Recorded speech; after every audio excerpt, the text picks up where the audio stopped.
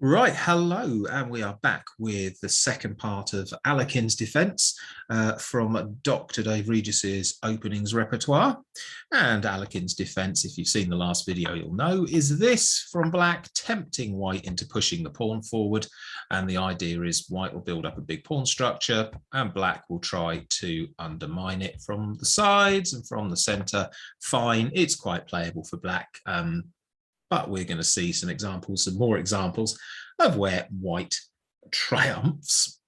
And the correct best move anyway is to attack the knight with e5, knight to d5. And the previous four games in the last video, we saw d4, and then it was d6, c4, knight to b6, and pawn takes pawn. The exchange variation in this one, slightly different move order, but gets to the same place. c4 attacking the knight has to move. White occupies the center, black plays d6. And in each of the 8 games, 4 in the last video, and of course 4 in this video, Dr. Dave's recommending the exchange variation. Okay, so pawn takes pawn, and c-pawn takes pawn. And I should say, by the way, this game is from Gießen open in 1994, Rechl against Benel. Can't say I know the two players, but let's give them their due and give them their names. Okay, so white continues normal kinds of developing moves. Bishop e3, g6, knight to c3, bishop to g7, looks absolutely fine. Just be aware this knight is beginning to run out of moves. So just one to spot if you're playing with the white pieces. And we got queen to d2. So quite a common idea against the fianchetto is to put the white bishop here and swap this one off and maybe do something with the dark squares. Knight 8 to d7. Now, if you watch the bar here, I suspect the bar is going to shoot up because what I just said about the knight getting trapped, yeah, sure enough. At this point, just to go off the beaten track from the game, I'm pretty sure that's going to just trap this knight because it can't go anywhere. That's protected by the white knight, that's protected by the white bishop, that's protected by the white knight. So if you play pawn takes pawn, pawn takes pawn, that changes absolutely nothing. It's still attacked. You can't play knight takes pawn because bishop takes. And the only thing you could try, bishop takes, you've got 2 good moves here. You could just play pawn takes and then the knight is still trapped, but actually queen takes is even better because now, although you can save the knight, the queen just lops the rook off instead. So actually white could have won this game somewhat quicker than they did, or got their pawn advantage somewhat quicker than they did. But in any case, white didn't spot that and played h4, just went for the attack on the king's side. And you can see the bar goes back to level now, knight to f6 for black. So now the other knight can escape. That little trick has gone, at least for the time being. F3 from white presumably doesn't want the black knight coming here and possibly to support with the pawn storm. Queen to c7 from black, rook to c1 from white. Interesting. It's always interesting to have a rook on the same line as the enemy queen or king. And this has also left a pawn available. It's also set a trap. 2 black pieces attack c4, only 1 defends. Black heads face first into the trap. Knight takes, and you should see the bar shoot up. Yep, absolutely correct. So if you want to work out what is the best move for white in this position, absolutely good time to hit pause. Otherwise, I'm going to carry on in 3, 2, and 1. And the problem is this, and it is this. We have a crossfire attacking this knight. And after knight b5, the knight is completely pinned. You can't really do a lot about it. The best you're going to be able to do, it looks like you can take the queen. Well, try. But after knight takes this queen, you have check. The king will have to get out of check. And actually, it'll turn out, if you run this on the engine, I'll put it on, taking the rook actually isn't the best move here. The computer will say, yeah, it will say to take the knight. I love that bishop d3 as well, just ignoring the rook and the knight because, you know, the knight's going nowhere anyway. So absolutely fine. I imagine knight takes rook is okay. Let's have a quick look. Yeah, +2 and a bit, but not as strong as simply taking that. And then you'll see if you do some material, black's got 7 pawns, white's got 6. But the real key difference lies in the fact that white has an extra piece. And of course, at a certain level, beyond a certain level, piece for a pawn is as good as game over. I'd probably be carrying on at junior and beginner level with piece for a pawn. I mean, who knows? It's never too late to blunder back. But at this point in this game was resigned. All right, let's look at our second one. And we have Cermek against Rashpor, Portoroz Open 1996. And we've got a 12-move game. So should know the pattern by now. Alekhine's Defence, let's turn the lines off. E5 and knight d5, and we're back to the more normal d4, d6, c4, knight b6, and as we know by now, the recommendation is takes. And this time it's the e pawn that takes. By the way, if you do take with the queen's pawn, I'll put the lines up, but I'm pretty sure that simply c5 just wins by a fork. Yeah, I mean, it's +1.5, so that's probably pretty good.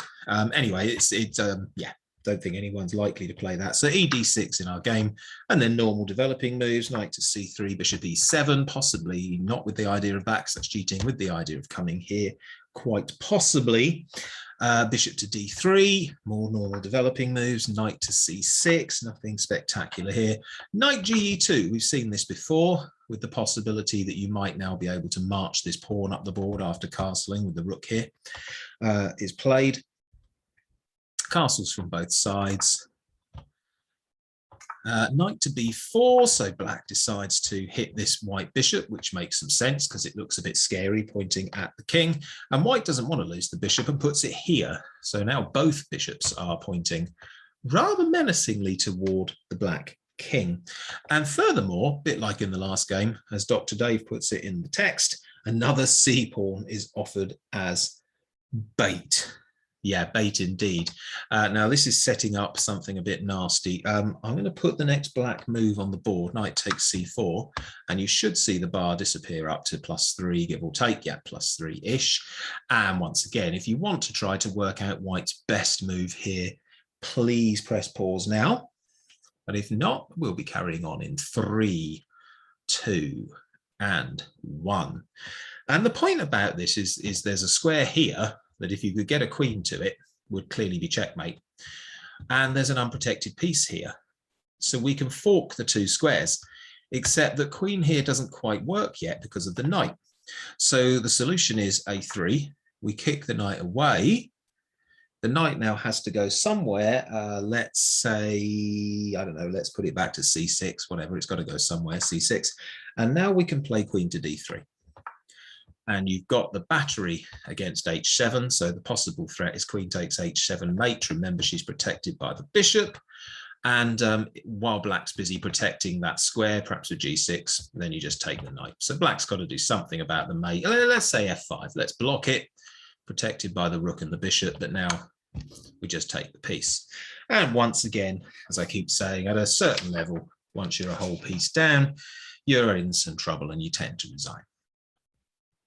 All right, we've got 2 to go.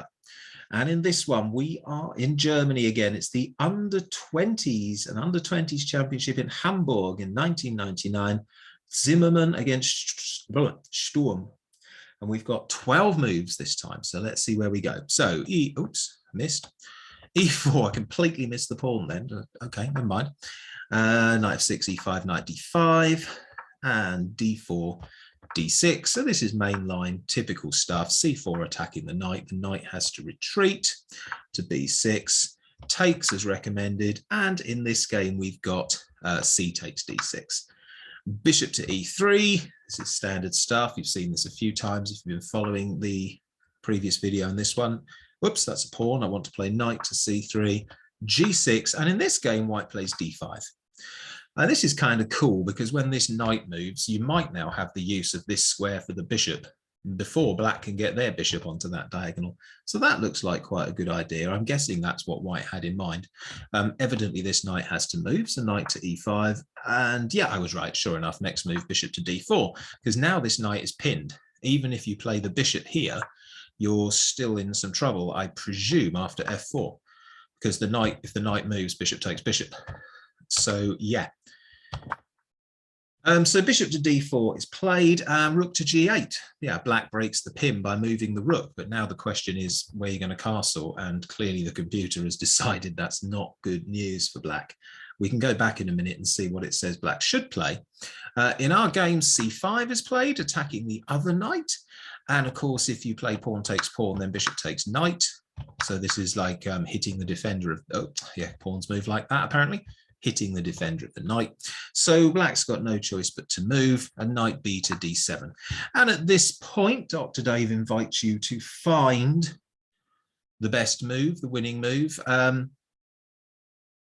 There's actually more than one way to do this, not surprisingly, perhaps given the position.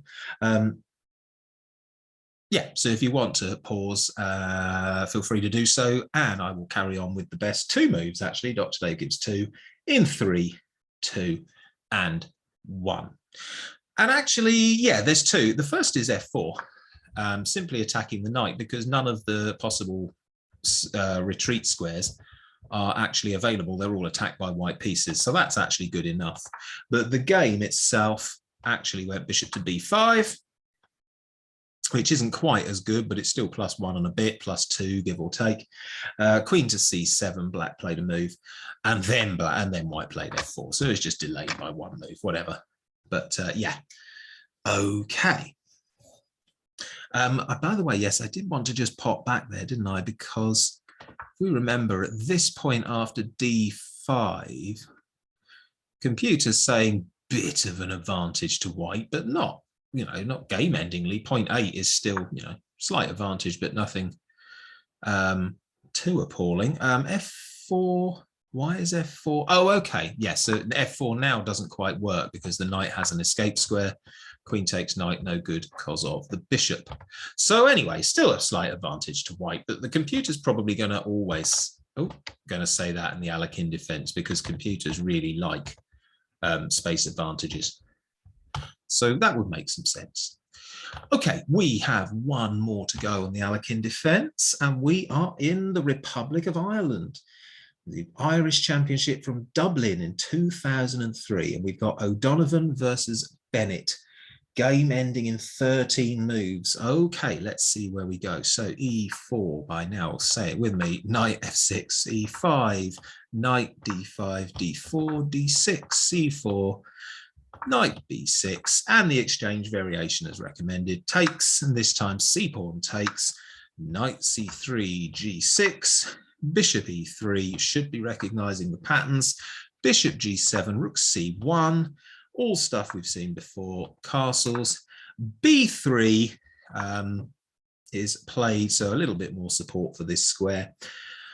And I've lost my place, one moment, here we go, e5 is played, not unreasonably. Black wants to open the middle of the board here because white's king isn't castling anytime soon, and maybe, you know, who knows, maybe there's some danger. The computer thinks it's basically level. So e5 played, pawn takes. Pawn takes, I might have been tempted to go with the bishop there just because, as I say, that would have kept this file open, but yeah, whatever. Queen takes queen, that's the other thing. Yes, of course, doing it this way, you end up with queen swapped off. And c5 from white. Computer's saying basically level at the minute, attacks the knight. Knight's got to go somewhere. And yeah, the problem is where?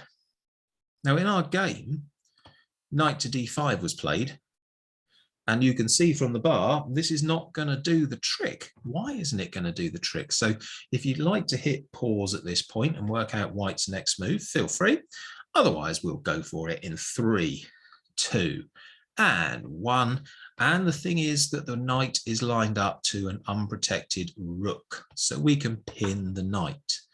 And how exactly are you going to defend the knight? Black actually resigned.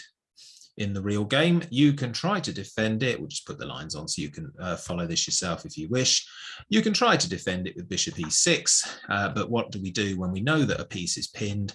We hit it once. Well, once wasn't enough, so we hit it again, bishop to c4. And at this point, there is nothing else black can do to defend this. There's 1, 2, 3 pieces attacking, 2 defenders. And of course, if black moves, say knight takes, whatever, for the sake of argument, rook takes rook check, blocks, pawn takes knight. There's just no solution to it. Okay. Just to confirm, if we go back here, by the way, obviously in this position, black shouldn't be playing the knight to d5. Black should just be playing the knight here. And then you've got a relatively level position. White's got a bit more space, clearly, a little bit more space, but nothing dramatic. There's probably not much in it. Black king's a bit safer, but there's not really any way to take advantage of it. Tiny advantage, white, says the computer. Fine. Okay, so that was the Alekhine defense. We now, to complete Dr. Dave's look at openings for white, only have to look at the Perk defense and the modern defense variations thereof, and then the French defense. So we're nearly there. And then we can start looking at things from the point of view of the player of the black pieces. Right, fantastic. Hopefully that was helpful. See you next time.